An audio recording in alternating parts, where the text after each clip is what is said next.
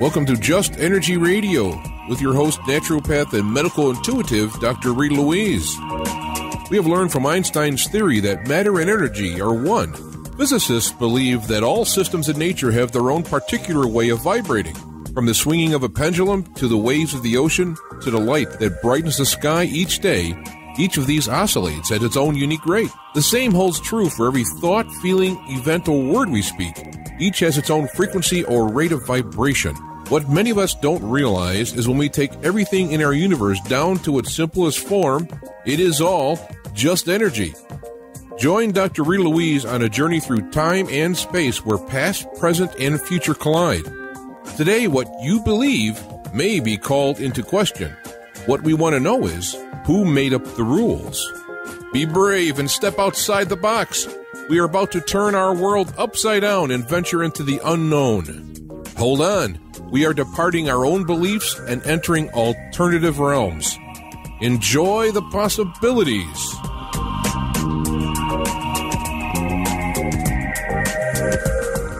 Hello and welcome to Just Energy Radio. I'm your host, Dr. Rita Louise, and thank you all for tuning into the show today. Well, we're going to have a great show, kind of an interesting mix. In the first hour, we're going to be speaking with James Carman about alien contact and the government cover-up. And the second hour with Avery Morrow about the lost chronicles of ancient Japan. But Just Energy Radio is brought to you by soulhealer.com, where you can learn about all the services I offer, including medical intuition evaluations, psychic readings, and energy healing. So you might need to get your chakras balanced or find out what's going on with your health, or you just might need some guidance in your relationship or career. Drop me a note, give me a call, send me an email, and we can set you up for an appointment. It's also brought to you by the Institute of Applied Energetics. That's www.appliedenergeticsinstitute.com. So I do have a couple of announcements to make. One is I have just launched a new website. It is called medicalintuitives.com. So it's medical-intuitives.com.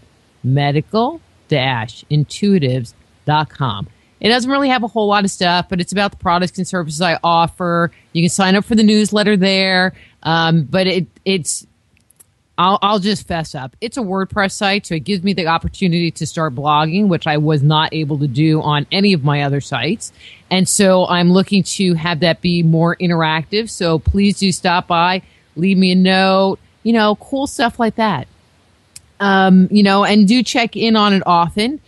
Because there'll be new stuff on a regular basis because, as many of you know, I do like to write a lot. So that's the news. One of the things that's in the works is a facelift for the Just Energy Radio website as well. You can go there, check out our archives. That's www.justenergyradio.com, or go to YouTube to the Just Energy Radio channel.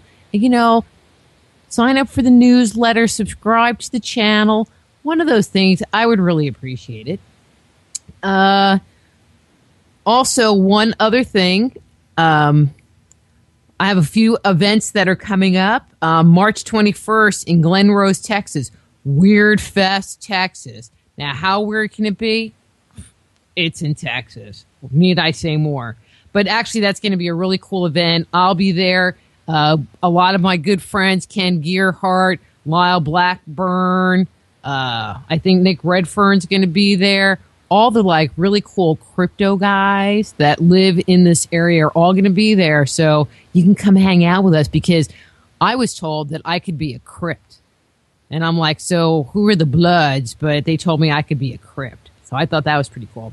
Anyway, April 12th, Saturday, April 12th, History, Haunts, and Legends Conference in spooky Jefferson, Texas. I will be there. I'll be doing sessions all day. I'll be speaking. You can come hang out. It's a lot of fun. Stay overnight. If you're thinking about going, get a hotel room in advance so you can get a spooky room and not just end up at the regular, Motel 6 kind of thing, which is not really fun if you're going to be in a Spooksville. And then actually for my peeps that are not in this area, I will actually be in Pensacola, Florida, doing a presentation on Sunday, April 13th, and I need to get this up on the Just Energy Radio site. I will get all this information up and out there for you so you can keep track of where I'm going to be and all that good stuff. So I think I am done with announcements for today. So let me tell you a little bit about James Carman and get him on the air. James worked as a cinematographer and photographer. He is based in the States but works all over the world. He has shot 4 features by Bruce LaBruce, 2 films by Ella Troiano, along with others by John Cefalero, Tim Kirkman, and Isabel Stever, along with many documentaries and commercials. So please welcome to Just Energy Radio, the producer. I don't know. I guess I need to find out what you call that. Of his new movie, Hidden Hand, Alien Contact and the Government Coverup, James Carman. One of the things, with some of the new websites that I'm going to be putting up, I put up the Medical Intuitives, plural, medicalintuitives.com. If you have questions about medical intuition, about psychic phenomena, about how to use crystals, anything that's that woo-woo, airy-fairy stuff, please do ask it, because I will try to post responses and replies on the webpage, for those that are interested in that kind of stuff. As I open up some of these other sites, you'll be able to post comments and questions about other topics. Going to pull him in. Ooh, he's getting pulled in. Ooh. Okay, I was told to stand by. Hello. Hi, James. How are you? I'm doing great. How are you? I'm great. So I already introduced you, and then I was filling time, Okay. do. Sorry about that. The time just got away from me a little bit. Nope, that's okay. So one of the things, in your bio, it says that you worked as a cinematographer and photographer and, have shot different films. So in the movie Hidden Hand, Alien Contact, and the Government Coverup, what was your role in that movie? Well, I did everything except sell popcorn in the stand. I know that feeling. So you were I'm not really all that familiar with film production, so you were the filmer guy and the editor and let everything. me tell you, I was the producer and the director. I put it together, the screenwriter, and I was the cinematographer, and then I did some of the editing, not all of the editing, but because I like it when other people edit. It's kind of nice. And that's been it. And then I've been promoting it as best I can. I really enjoyed it. It was a really well-made film, and I didn't, I never read people's bios until I just cut and paste. And, that you had that strong of a background in film, but it was really well produced and it was a good story. And whoever did the artwork in it, those drawings and stuff, they were wonderful. I was like, yeah, that was a young friend of mine. His name is Nick Danzy, and he's quite talented. And I really feel lucky to have worked with him. Yeah, no kidding. So what made you decide to put this film together?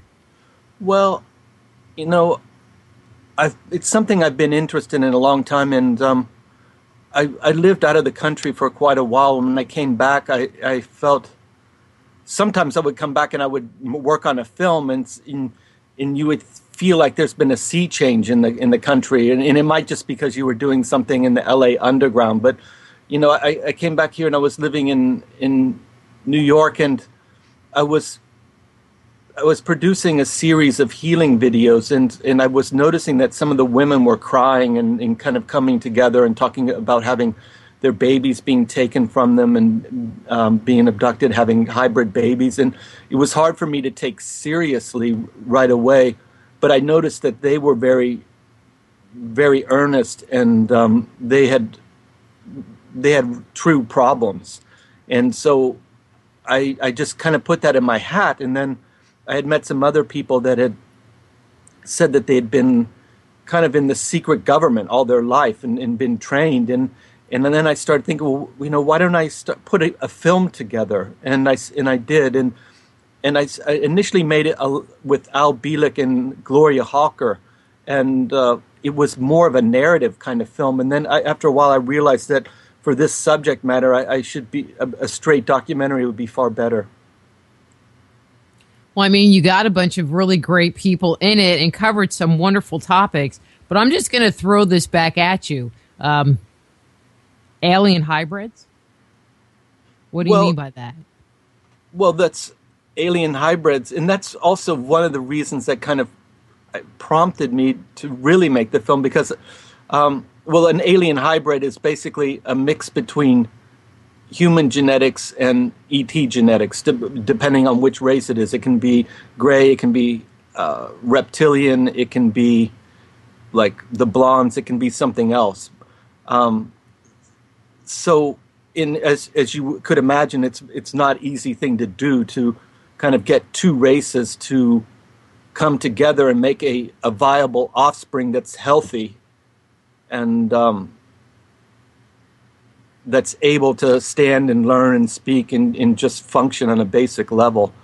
But there has been many, many women that I talk to that feel that they have had these hybrid babies and remember being taken aboard the ship, having, right before they were 3 months old, the baby would be taken from them, and then they would be brought back to nurse and to nurture the children and to give it some kind of guidance in terms of emotion and love, because a baby needs that, otherwise it will die.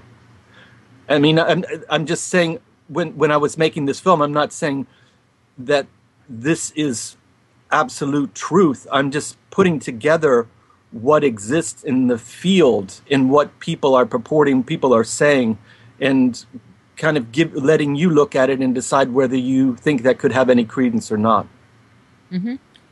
Something that you mentioned, the different races of extraterrestrials. So is it believed that there are hybrids being produced? I'm not quite sure what word you would put there, from the different races. I mean, because you hear about like the Greys, but not really like about the reptilians or the Nordics or, any of the other races that are out there. But is that, from what you understand, is that happening with all of the different groups or just one group? Well, you hear of it more from the Greys, like they have a specific program. I have heard it in regards to reptilians, but I don't know how accurate that is because, first off, from what I've heard, there's several different reptilian species, and some of them don't even have sex. It's kind of like they can make their own eggs and fertilize themselves and reproduce themselves. They don't need another sexual partner. When you get into all these different alien species, it just kind of gets weird to me, even though I totally believe we're not alone. Uh-huh. But then you start hearing this stuff and, it's right up there with like reincarnation. It's like, I know that must be something that happens, but then there's this other part of me that goes, really? But I think that the main thing is to keep an open mind about it and just look at it. I mean, if you look at let's say the evidence that's there, it's pretty easy to see that there is some kind of ET presence. There is, UFOs. There is a lot of documentation about it, that from government documentation that says, hey, these are real and we should look at this. And then there's, of course, markings. There's multiple eyewitness accounts, and then you have it starts to get into a more bizarre territory, because then you have people talking about their experiences when they're in a different state of mind and they're taken to a different place or maybe even a different dimension, and so they're trying to report back and translate it into this dimension from being in a completely different frame of mind and maybe very, very frightened and traumatized. So I'm not saying that you believe everything that they say, but what you do is you look for patterns. And I think if you see that there are patterns kind of in what people say and what they experience, then you have to think that maybe there's something to that. Mm-hmm. Well, and I get the impression that people are becoming more comfortable, might be the right word, stepping forward and reporting that they have had some kind of experience.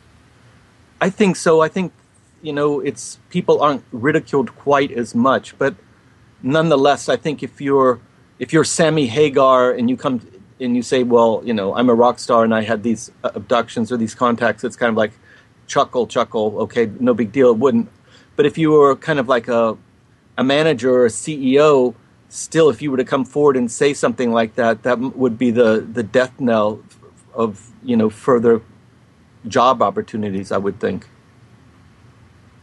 Well, I don't know that I've ever heard a TV star or a rock star ever report that they were an abductee. Well, Sammy Hagar is one. Oh, really? Yes. Really? Yes. And I mean, I know like Ronald Reagan supposedly saw a UFO, and Jimmy Carter famously, reports seeing a UFO. But that's really different than being an abductee, although, Ronald Reagan, maybe. No, Reagan saw two that he talks about openly and publicly. Some people say that there was a meeting, that he had a meeting. I wouldn't call it an abductee, but that he had a meeting. I don't think that that's been corroborated in any way.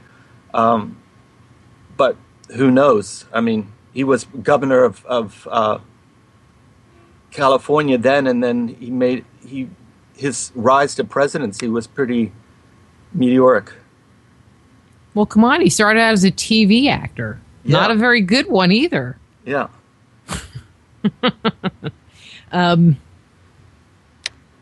That's interesting. I didn't realize that he had seen two. So everybody has seen, pictures of UFOs and stuff. But in your mind, I mean, I would make the assumption that putting this film together and, through your research, that you have seen a lot. I don't even know how to quantify it. Were there any of them that you found really compelling? Of the UFO photos? Mm-hmm, the photos, the footage, just sticking in kind of the visual area. Yeah, I mean, I put together photos that I thought were compelling and that were older, kind of a lot of them, not all of them, but a lot of them before kind of the Photoshop age, where it would be a lot harder to fake something and you would be able to see it if they did. And, even today, you can tell if something's been manipulated. You have to go in and look like 300 times and see it pixel by pixel, but you can tell if something has been manipulated usually. So, yeah, I mean, I think if something's been shot and there's multiple witnesses, then I think you can start giving it credence. I mean, about a month ago in Bremen, Germany, the international airport was closed down because of a UFO hovering above the airport in the morning. Really? Yeah, and I mean that's happened in China just a couple years ago. It happened in O'Hare Airport here in Chicago. It's these are things that happen, and it might get a blip on the news, and then it's gone, and then of course no one gives it any real credence. Well, and if a UFO goes into an airport's airspace, I would think that the air traffic controllers maybe would see it on their radar thing. No, they would. I mean, they would or they wouldn't. Sometimes they see it on their radar, and sometimes it's there, and you can see it visually, but it doesn't show up on the radar, depending on the technology of whatever craft it is. But no, of course, in the O'Hare Airport instance, they were very well aware of the UFO, the tower, because they had to suspend traffic. Really? Yeah, the same in Bremen and the same in China. In China it was like 2 or 3 hours where they just no flights. They suspended traffic. Well, I mean, but aren't the air traffic logs recorded, and has that any of that ever been released? Which O'Hare, there must be something on that, and also I think probably where maybe one traffic controller has spoken, but again, that's a very subtle area where if you were to go ahead and speak like that, you might lose your job. Well, I have a good friend who's an air traffic controller, and they've been kind of screwed around a lot lately. So, if you're an air traffic controller that has access to that footage or, was around, step forward. Maybe you're ready to retire. It's all good. Right, and there was just recently there was a British Airways pilot who was flying, and he saw this huge cigar-shaped vehicle flying straight towards it, and he jerked up, and it was a very near-miss collision, and it happened so quickly, within 3 seconds the whole thing was over, that his co-pilot didn't even see it. And when did this happen? This was also about a month ago. Wow. I mean, I just find that interesting. When we hear stories about sightings and stuff like that, I don't know, in my mind, you would think that it would be a fairly rare occurrence. But it's sounding like it happens actually a lot more than we're really led to believe. Yeah, I mean, if you were just to listen to the testimony of pilots who have seen UFOs and had interaction with them, it would be in the thousands. That's a lot. And if you look at the number, and I'm not really looking for a necessarily real statistical number, but you did a lot of conversations with people that have had abduction experiences and the alien hybrids. Would you say that there are actually a statistically significant number that have had that experience, or do you think that it's just really kind of a minor number? Well, I can't say I know. I mean, I would think... Yeah, and I wouldn't expect that you would. I'll just tell you something. I know that there's groups of abductees that come together, and they're in the tens of thousands already that together as a group. So if there's already tens of thousands that have come forward and, interact with each other, then I think you could say, well, then there's at least 100 or hundreds of thousands. Although there was a Roper poll that was done in the 90s, and they were estimating that it was like 2% of the population, American population, which is quite a large number. I mean, yeah, that is a pretty big number, and that's what I was kind of curious, because people don't put out that kind of information, really, to give you an idea, because it's like, okay, well, that person had that experience, but when you're talking about 2% of the population, that's a lot of people. Yeah, it's a lot of people, and you have to think about, from what many researchers have found, is that the abduction phenomena is generational. And so if you're an abductee, it's because your mother, your father, or both was. And then that means then your siblings probably were, and then, their children will be. And so then it's something that would expand into the population. And so, then by now the number could be quite a bit higher if the program was continuing. Well, and then it just kind of makes you wonder, well, when did the program start? Well, Dr. David Jacobs thinks it started in the 1880s. He traced it back to that. But obviously, if you start looking at our ancient history in Sumeria and the whole ancient astronaut legends and man being created, or like a genetic experiment from a mix between ET race and a hominid that existed here, then if you start looking at it in terms of that, then they've been here as long as we've been here. Oh, actually, I think they've been here longer, but that's just my opinion. Not everybody necessarily agrees with my opinion, right? But it's a good opinion. You were mentioning about the generational aspect of it. Is there any evidence to suggest that there's something about their DNA? Like, I'm friends with Tom Reed, who is a generational abductee, part of a generational abductee. And I think one of the weird things in his family is that they all have like Rh negative blood or something like that. And, and that was something he was looking at. I mean, have you seen any patterns, or is there any connection to some genetic thing that people are uncovering with people that have had abduction experiences? I don't think so. I mean, there is that Rh negative blood that you see, and I think also AB blood, but really it's all across the board, and we don't really know exactly what they're looking for. Some people say that abductees are more intuitive, more artistic. I get a sense of that, but in a way it's not like in any real formed way. And Dr. David Jacobs disagrees with that. He says it's just, that doesn't play into it. We don't know exactly what the genetic factors are that they're modifying and looking for. Yeah. I mean, you have to think it has to be something that really has to be rigorously studied, and for it to even be studied, it has to be given some kind of credence, and that hasn't happened on any official level yet. Mm-hmm. Has there been any other, there's the photographs, there's people's stories. Has there been any, physical evidence that has been recovered from people that have had these experiences?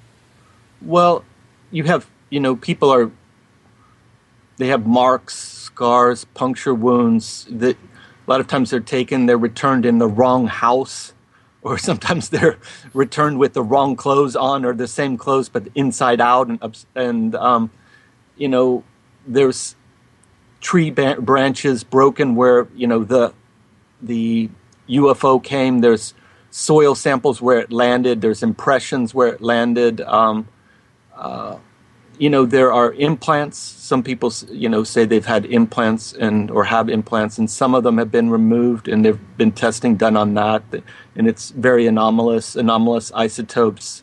They behave in a way that's where it should be magnetic, and it isn't, and it shouldn't have tissue being able to grow into it, but it does. So, yeah, there are some. I'd say there is some proof or circumstantial proof, definitely. When you watch a number of these shows, about abduction experiences or, whatever, investigate, it seems like there are a lot of children that have these experiences, or the abductions start when an individual is young. Do you find that happens more with the generational situations, or do they just kind of key in on someone when they're young and then potentially follow them throughout their lives? Well, it's probably generational, so probably, and many people report this, that they feel like they've been genetically manipulated in utero. And so the manipulation begins very early on. And then they're tracked and followed through their life, from early childhood into, their late 80s. When you think, okay, what can these people, these are old people, what can they do? What can they still give? What can they still offer? But they're still being taken. So, but the memories of the abductees are wiped. And so most times they don't have any memory of it at all, or it's only a screen memory, and it's very hard for them to put together because it's intended for them to not be able to put it together. Because they don't want them to have the memory, or is it? No, because whatever they're doing, whatever their program is, it's very important for them, and it's very secret, and they keep it secret because they don't want any kind of interference, and that's why they don't let the bulk of humanity know anything about it. So that's... So you don't think that they're doing that because they think it's something that would be kinder to the individual to not have memories of something that was so traumatic to them? Well, if they were that kind, then they, I think that they could do their program in a way that wasn't traumatic. I mean, it doesn't have to be that traumatic. I mean, you know, there seems to be kind of a disconnect there. It seems like, you know, in a way, like the same way we would like inseminate a cow. I mean, a cow, we put on a long glove that fits our whole length of our arm, and we, you know, put sperm on it and we stick it all the way up there, and we're not that concerned about the cow or the cow's feelings, you know, and you know, it seems like they're using us as a resource kind of in a similar way, and you know, because I think they have the right because they can do it. Well, I mean, one of the things that I believe is that, you know, who we are and how we act as a species and a culture has been directly shown to us by these extraterrestrials. And even though they gave us rules to live by and laws to follow, you know, there's that do as I say, not as I do. And we act out their really bad behavior. So maybe our, you know, lack of concern toward animals is a direct reflection of their lack of concern for us. I think so. I totally agree with that. And I also think that if we change our lack of concern, not only with animals and the planet, but also for our brothers and sisters, that can change the whole dynamic of how people treat us. And, you know, I really feel that way. I mean, there is some kind of karmic valence there.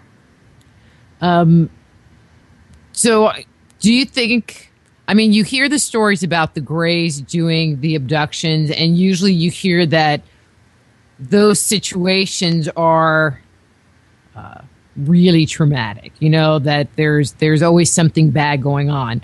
Are these other groups also abducting people, and are people's experiences similar? Well, first off, not everyone has bad experiences with the Greys. Okay. And, oh, really? Yeah, and some people, it just takes them a while to get used to it. And then if you don't have like an initial fear impulse, then they treat you different, and it's, in a way, it's like having to learn a whole new system of being, a whole new culture, you know, a whole new way of communicating and interacting. And so and it is very foreign, so it takes a while. And that's, some people report that. And yeah, you have other people, a lot of people that have interactions with reptilians. Excuse me. In the same way, you know, they get a really bad rap, but not everyone says that they have negative experiences with them, and some have even saved their lives have been saved, or you know, they've been kind or understanding or neutral. So I think, you know, it's kind of like you can't really say that all Europeans are bad. You know, even though if you want to pick on the Portuguese, maybe you can, but it really wouldn't make sense, you know. But in the other sense, like if you were to say, okay, you know, we're zebras and they're lions, there is a certain dynamic where every once in a while a couple of zebras are going to get eaten. Mm-hmm. Well, you know, and it just seems to me, okay, I mean, granted, I don't think I've ever been abducted. I'm pretty sure I haven't, even though I am kind of weird, but, you know, I could blame that on a whole lot of things. Blame it on your mother. Well, I do, but, you know. But it seems to me that if this is something that's happening to you on a regular basis, that, you know, if you just kind of went along with the program, I don't know. I think there would be a part of me that would be fascinated by it. And maybe that would overrun the fear part, you know, and I just am kind of talking, but, you know, it just makes me wonder if they stop being so scared, if their experience wouldn't be as bad. Well, I think that's true. But, you know, just think about it. Like, let's say you're driving down the highway and it's raining and lightning starts striking, and it's like, wow, this is really bright, and it's enveloping your whole car, and your car's being lifted up into the air, and then there's a being next to you, and it touches you with a wand, and it hurts really badly, and then all of a sudden you're on a ship, and you cannot move, and you want to scream and you can't scream, and you don't have any clothes on, and there's a bunch of other naked people that are totally disoriented next to you. It's not always easy to put that together, like, oh, this has been happening, because in that moment you might not remember that, oh, this has been happening to me all my life, and I think you do have to put the intention out there to say, okay, well, next time I'm not going to respond with fear, and find a way to will that to happen. But I wouldn't say that it's an easy process. Well, listening to your description, I'm like, okay, that might not be such a simple thing to do. And then you're there and you can't move, and then you taken into a room, like a zombie, and then you're put on a cold table, and like procedures are done on you, mostly sexual, and then you're taken and you're trained and you're told all these different things, and they may be true, they may not be true. It might just be all experimentation. Mm-hmm. In the people that have had these situations, do they ever come back with, why the extraterrestrials are doing this in the first place, or what they want from us? I mean, do they ever get any kind of an explanation about why this is going on? Well, some people say they have an explanation, but most of them don't ever get an explanation. And the ET isn't interested in giving that kind of information. The less we know, the better in their mind. Some people say because they're dying out, because they want new genetics, or because they want more emotion, those kind of reasons. Some people say that it's because of they're interested in our souls, they're interested in the energy or the power of our souls. They want to kind of co-opt it somehow because they don't have souls. There's different scenarios, but I can't say I know what the correct one is. Mm-hmm. So there are people that say that, that the government not only knows about the extraterrestrial presence, but that they are in bed with the aliens. Okay, maybe not literally in bed, although you never know. Yeah. With the aliens. I mean, what have you uncovered about that whole topic? Well, I think there's a lot of indications that there is interaction.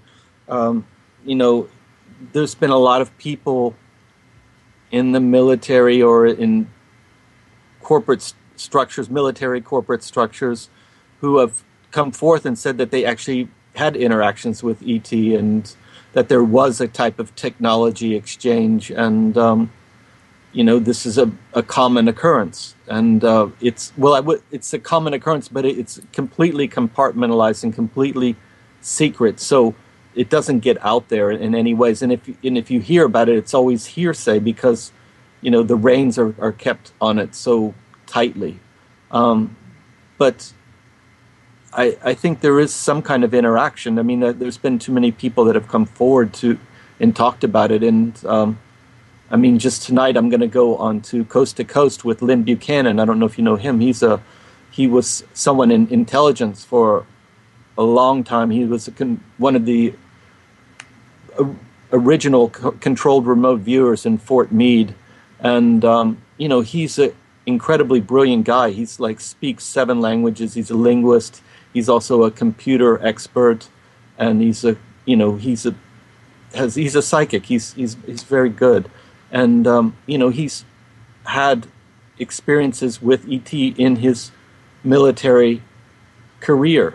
And when he left, he had to write a paper to give to the intelligence agencies what the relationship between ET and human psychic abilities were.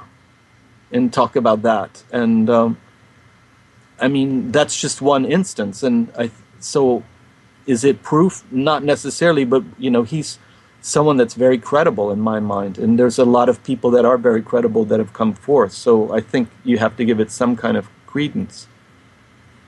Well, you hear all the stories about the ETs communicating telepathically, and who better to do that than a psychic? I it just kind of came to me. It's like, why don't they enlist psychics, that have, because there really is the whole thing about clairaudience, the ability to communicate non-verbally through telepathic kind of messages, why don't they employ those people? Or, I mean, I think it would just be interesting, Well, I think they do. I think in two ways. Excuse me. One, they look for abductees in the population, preferably small when they're young, so they can kind of follow them and foster them and kind of influence them into a position where they could use them or they can work for the secret government. And someone like Clifford Stone, he describes that, and that's his life. He was shepherded in a way, and he was used as by the government or by the ETs. Well, there you really don't know. But the thing is like you have to have that ability, and then once everyone has that ability to some extent, but you have to have it enough to, I think, interact well with ET, and so. You were looking for children you could influence. I mean, the ETs seem to be able to pick people out without a problem, but I think the secret military branches, it's more of a program for them, and it might be just as easy as monitoring who gets abducted and then kind of snooping around there. Kind of like that movie Taken, where they come after the girl, although she was part ET. Yeah. How do you think the government has kept this whole lie, the alien contact, their involvement with extraterrestrials? I mean, there's so much, the more we learn, it just seems like the wormhole gets bigger and bigger. Mm-hmm. How do they keep a lid on all of that?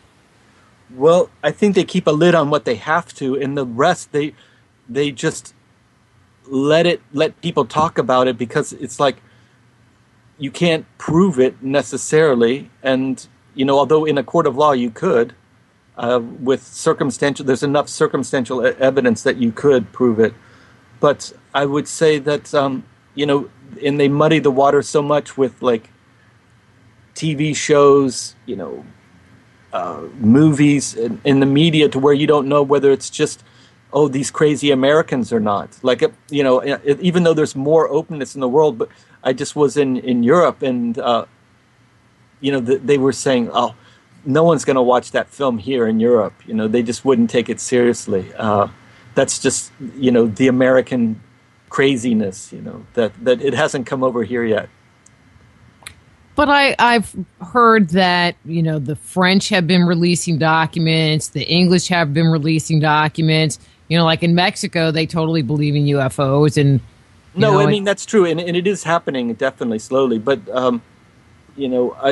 I just was over there, and, I was looking to distribute my film, and it's not like there's no interest, but it's still nothing like it is here. Huh. That's interesting. It just makes you wonder why that whole thing is such an American phenomena then. Well, I don't know if it's American. I mean, all of South America is very interested in it. And I think that's quite interesting. It seems to be an America's thing for sure.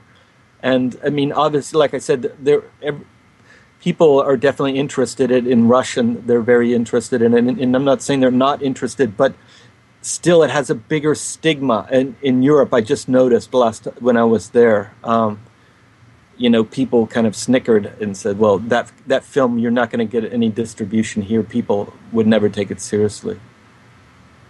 So maybe it just has a little bit more inroads to go. Yeah, I don't know. We think as Americans, we know everything that's going on and everybody acts like us and, lives life the way we do.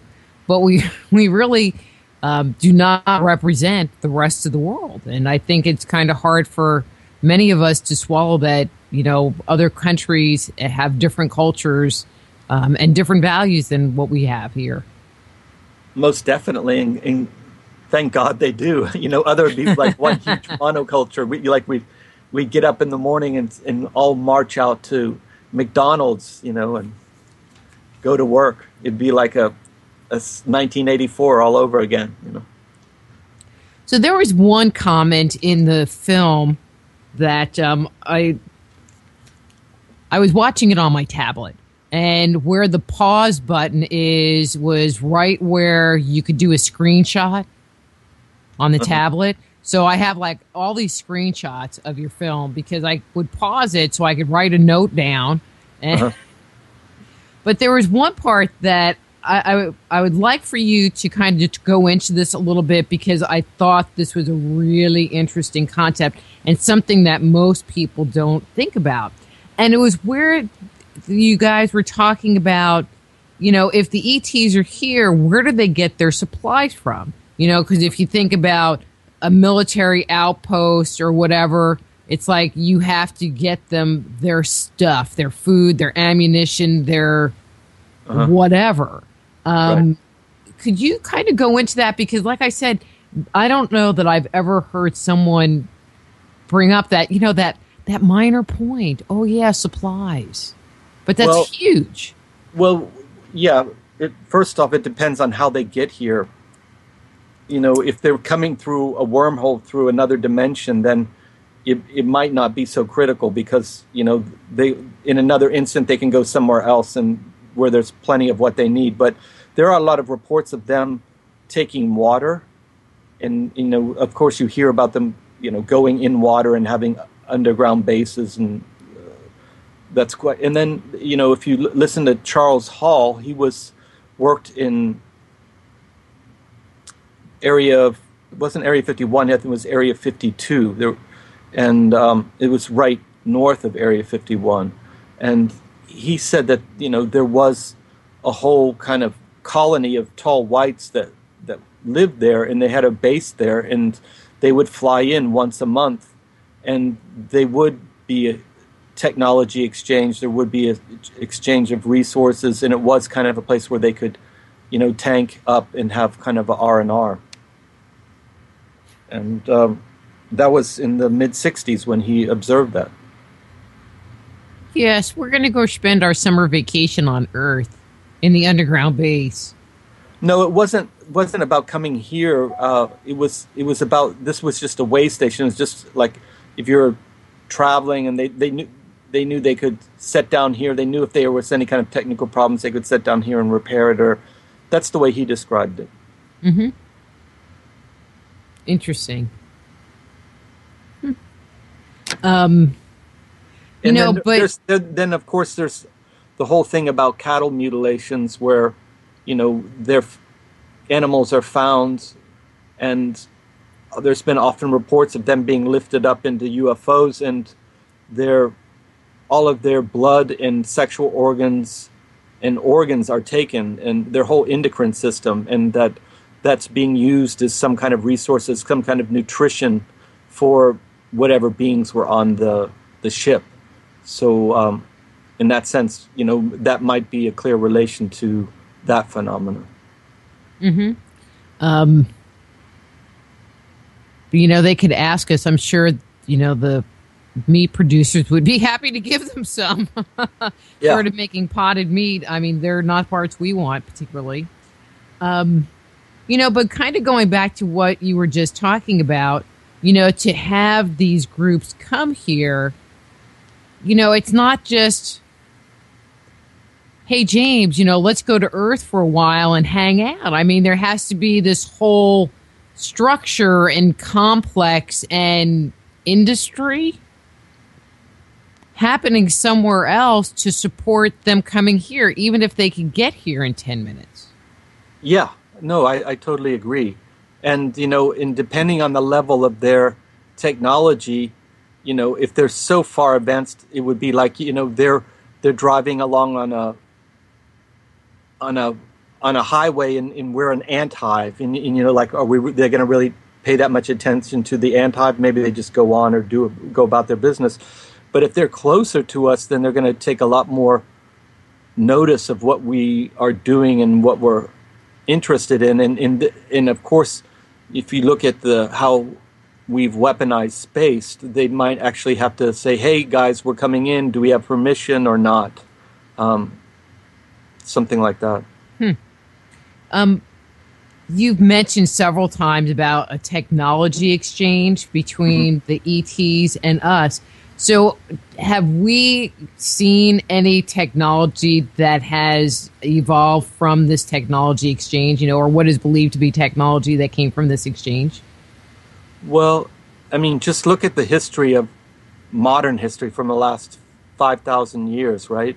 It's kind of like we were inking along a little bit, and then, for a long time, not a whole lot happened, and then we got the steam engine, and then we got electricity, and then right after World War II, it seemed like things took off exponentially. I mean, just really off the cuff, and it's not stopping. We're getting into quantum computing. We're getting into artificial intelligence. We're getting into bionics. It's kind of crazy what, technology, how quickly it's expanding right now. So a lot of people say that, the basis of all that came from ET in terms of fiber optics, computing, silicon chips, Mylar, Teflon, but, again, I don't know, and you can't prove that. I mean, Colonel Corso, he was in the Pentagon Foreign Technology Division, and he said it was his job to bring ET technology to American corporations in secret and have them work on it just so that they could develop the technology. Tricky. Do you think, or, I've heard stories that some of the technology that we got was back engineered from the Roswell crash or some of the other crashes. And so is that where you're thinking the technology came from? Or are you thinking that there was actually, they gave our government, as in you were kind of intimating with like Ronald Reagan, or I've heard like Eisenhower, there was some kind of exchange? Well, Lynn Buchanan, he says there is an exchange program, and and it's several different races. So, he's saying that even that some of the stuff they bring to us, and we learn how it works, how it functions, and that we can make it in a way that's even better, and then sell it back to them.